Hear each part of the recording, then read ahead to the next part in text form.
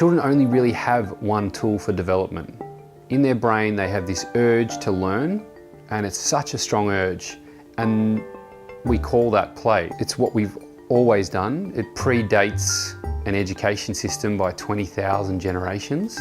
It is the drive that children have for learning. The great thing about it is that when children are in play, it has all these other great benefits, like greater levels of well-being and resilience and problem solving and innovation and invention and all of these other great skills, which now, only just now, we are really starting to value as skills that are absolutely crucial for children's long-term life success.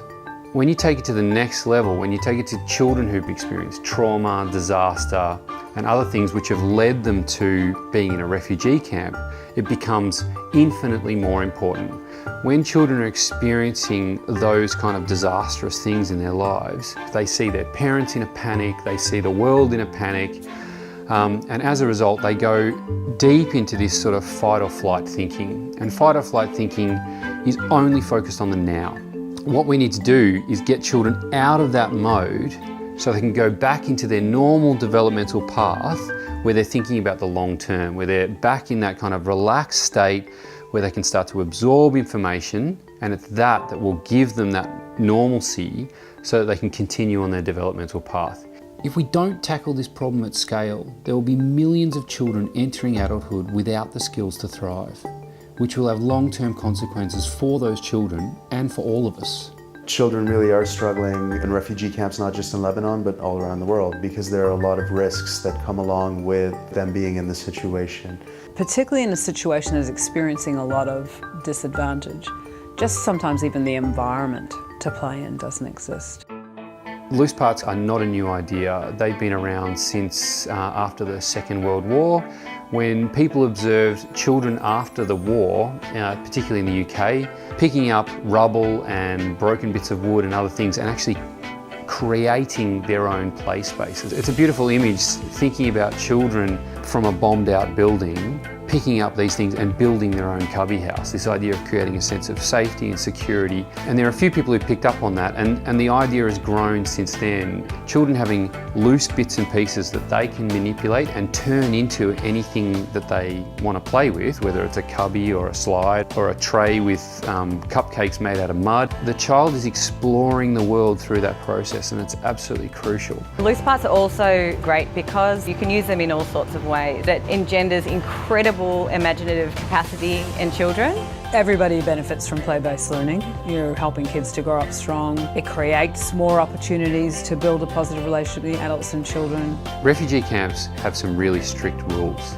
You can't just go in and build a solid playground structure in that environment. They just won't let you. There's a lot of refugees camps that won't allow you to put in concrete foundations or even use industrial materials like simple steel tubes or other things. Child-friendly spaces are often in shipping containers which cannot physically enter those spaces because they're only footpaths. So we used plywood, like waterproof plywood, to construct the boxes, and then we made everything modular, so with one object you can create several play objects, and that is constructed with bolts and nuts, so everything is like modular. So it's like small Lego blocks you can add and you can create something completely different just by your fantasy.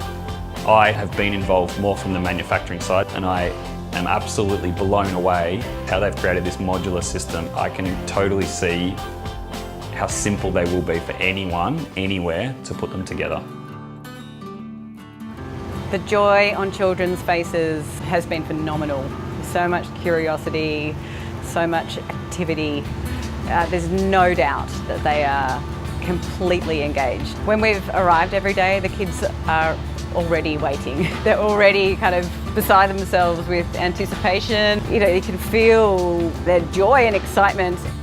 If you want a child to be healthy and happy and have high levels of all of the skills that they need to do well in life, they need to play. We want to give them a safe, a secure, and a deep sense that they are welcome in that place, that they can relax there and they can go on with their normal development. Through the research of looking about what works, we know again that good structured play-based learning and responsive and caring relationships with adults near them can only sort of send outcomes of development in a positive direction. These kids have been through huge hardships. To offer anything up that brings so much joy and freedom is an incredible thing to be a part of. It's a pleasure to see.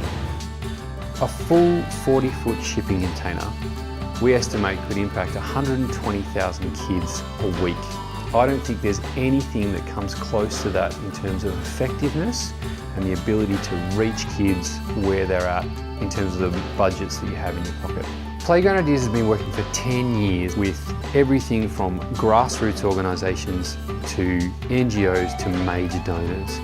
And we've taken all of that experience and brought it to bear on these loose parts play boxes. The idea is to give children the stimulation they need in a form that is a turnkey solution for any organisation.